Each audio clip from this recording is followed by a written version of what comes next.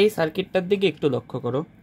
আমরা যারা এইচএসসি লাইফে শুধুমাত্র কেসিএল কেভিএল পড়ে আসছি কিন্তু মেশ অ্যানালাইসিস পড়িনি, তাদের জন্য এই সার্কিটটা সলভ করা খুবই কঠিন হবে।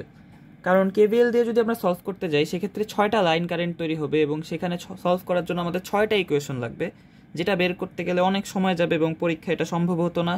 আমাদের ম্যাক্সিমাম টাইমে 3টা লুপ আসতো না, তাই আমাদের অতটা প্রয়োজনও পড়ে নাই। বাট এখন আমরা ইঞ্জিনিয়ারিংয়ে পড়ি, তো এখন কেভিএল এর কথা ভুলে যেতে হবে, এখন আমাদের মেশ অ্যানালাইসিস দিয়ে কাজ করতে হবে। তাও আমি শুরুতে কেভিএল একটু দেখায় দিব। তো এটার জন্য আমি একটা সহজ উদাহরণ নিচ্ছি, সহজ উদাহরণ নিয়ে কেভিএলটা দেখায় দিই, তারপর আমি ওই সহজ উদাহরণের মধ্যেই মেশ অ্যানালাইসিস দেখিয়ে এই 3 লুপের ম্যাথটা করব।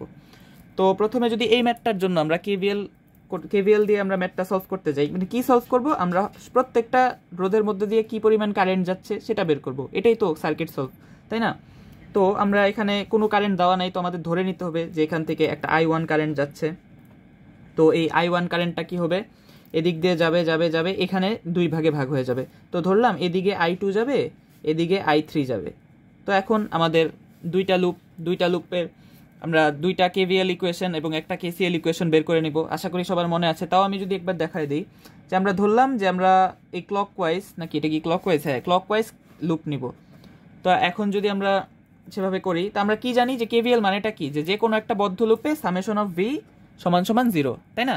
তো এখন সামেশন অফ ভি যদি আমরা বের করি, তো প্রথমে আমরা -28 প্লাস 4I1 প্লাস 2I3 এখান দিয়ে এসে আবার এখানেই চলে আসছি সমান সমান 0। তো একটু যদি ঠিকভাবে লিখি যে 4I1 প্লাস 2I3 সমান সমান 28, এটা তাহলে আমাদের 1 নং ইকুয়েশন। তো একইভাবে আমরা দ্বিতীয় লুপের ক্ষেত্রে যদি আমরা যাই, এখানে আমি তাহলে লুপ 1 লিখে দিই। তাহলে এখন আমি যদি লুপ 2 লিখি, এই লুপ 2 এর ক্ষেত্রে আমাদের কি হবে, যে এটা হচ্ছে I2 এবং এটা 1 ওহম, তাহলে আমরা এখান থেকে 1I2 বা শুধু I2 লিখতে পারি প্লাস 7 প্লাস 2I3, এখানে প্লাস 2I3 হবে না, এখানে -2I3 হবে, কারণ আমরা যাচ্ছি এদিক দিয়ে এবং এটা কারেন্ট আসতেছে এদিক দিয়ে। তো এখানে -2I3 সমান সমান 0 বা I2 -2I3 সমান সমান -7। তো এটা 2 নং ইকুয়েশন।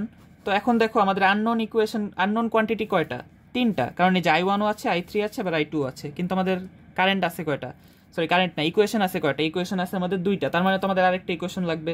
তো সেটা আমরা কিভাবে বের করতে পারি, এই যে আমরা এই নোডে যদি কেসিএল খাটাই তাহলে আমরা পেয়ে যাব।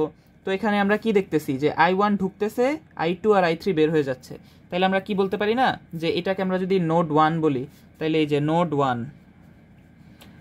1 এর ক্ষেত্রে কি হচ্ছে যে I1 আসতেছে, I2 আর I3 বের হয়ে যাচ্ছে, তার মানে কি I1 সমান সমান I2 প্লাস I3, ঠিক আছে? বা এভাবে লিখে দিলাম যে I1 minus I2 minus I3 সমান সমান 0। এটা হচ্ছে 3 নং ইকুয়েশন। তো এখন আমরা কি করব, এখন আমরা এই 1, 2 ও 3 নং ইকুয়েশনটা সলভ করব। কিভাবে সলভ করব, ক্যালকুলেটরে সলভ করব। আমরা ছোটবেলা থেকে ক্যালকুলেটরেই সলভ করতেছি এবং এখনও আমরা ইঞ্জিনিয়ারিংয়ে উঠেও আমরা ক্যালকুলেটরেই সলভ করব। তো এখন আমি যদি সলভ করে পাই, লিখলাম এখানে সলভ করে আমরা কি পাবো, I1 I2 I3। তো আমি ক্যালকুলেটরে বসাই, যদি আমি ইকুয়েশনে যাই, এখানে হচ্ছে প্রথমে 4, আচ্ছা এখানে 3টা আননোনের ইকুয়েশনে যাইতে হবে, এই যে 2 নাম্বারটা, আচ্ছা তাহলে 4 0 2 28 0 1 -2 -7 1 -1 -1 0।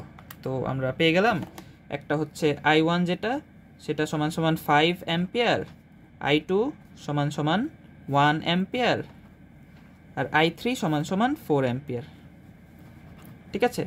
তো আমরা তিনটা কারেন্ট পেয়ে গেলাম, এটাই আমাদের সেই সলভড সার্কিটটা। এটা আমরা কেভিএল দিয়ে করছি। এখন আমরা মেশ অ্যানালাইসিস শিখব। মেশ অ্যানালাইসিস শেখার জন্য এখন আমাদের সেই লাইন কারেন্টের কথা ভুলে যেতে হবে, এখন আমাদের লুপ কারেন্টের দিকে ফোকাস করতে হবে। লাইন কারেন্ট আর সেই আমরা যে I1 I2 I3 ধরে নিছি তা না, তো আমরা এখন লুপ কারেন্ট ধরে নিব। আবার ধরলাম ক্লকওয়াইজ লুপ ধরে লুপ কারেন্ট, যেমন এটাকে আমি যদি IA ধরি, এটাকে যদি IB ধরি, এখন আমরা লুপ কারেন্টটা বের করব। তো এখন এটা খেয়াল করো, আমি যে প্রসেসে আগাচ্ছি এটা দেখো, এটা ক্ষেত্রেও প্রতিটা লুপে সামেশন অফ ভি সমান সমান 0, এটাই কাজ করে, কিন্তু আমরা এখানে লুপ কারেন্ট ধরতেছি। তো এখানে হালকা একটু প্যাচ আছে যেটা খালি বুঝতে হবে।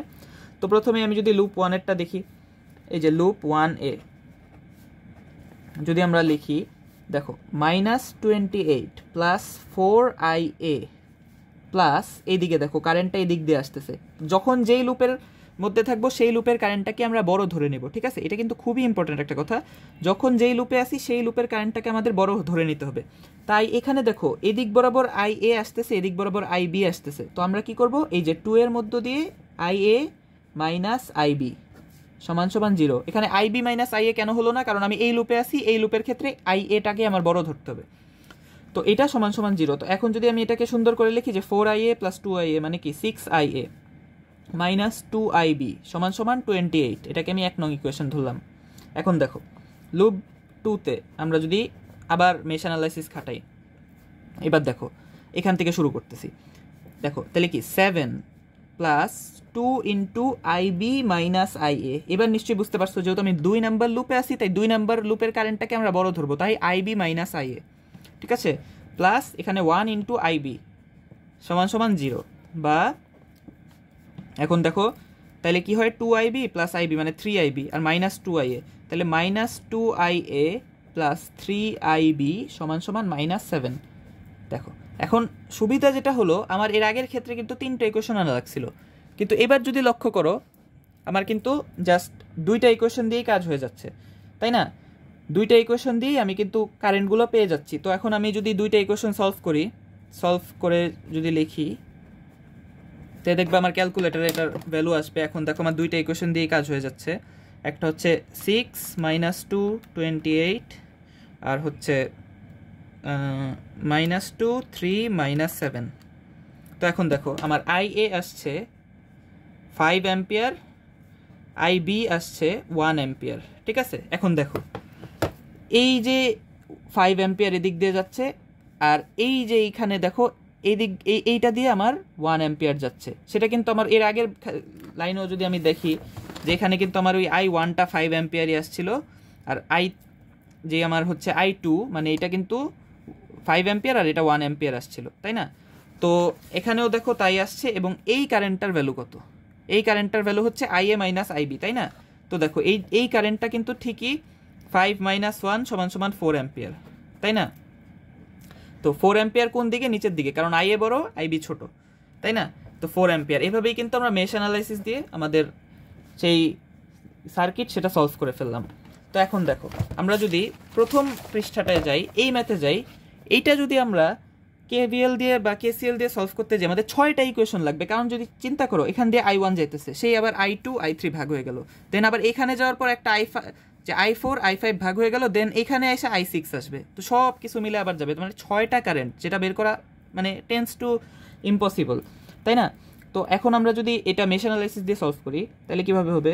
এই যে এটা দেখো, এদিক দিয়ে আমি IA ধরলাম, এদিক দিয়ে আমি IB ধরলাম, এদিক দিয়ে আমি IC ধরলাম, তাই না? লুপ কারেন্ট দিয়ে আমি হিসাব করব। এবার দেখো প্রথমে এই যে A লুপে, যেহেতু আমি A ধরতেছি তাই আমি এগুলোকে A নাম দিই, মানে A লুপ A লুপে কি হচ্ছে এখন মনোযোগ দাও, এটা বুঝলে সব বুঝে যাবে।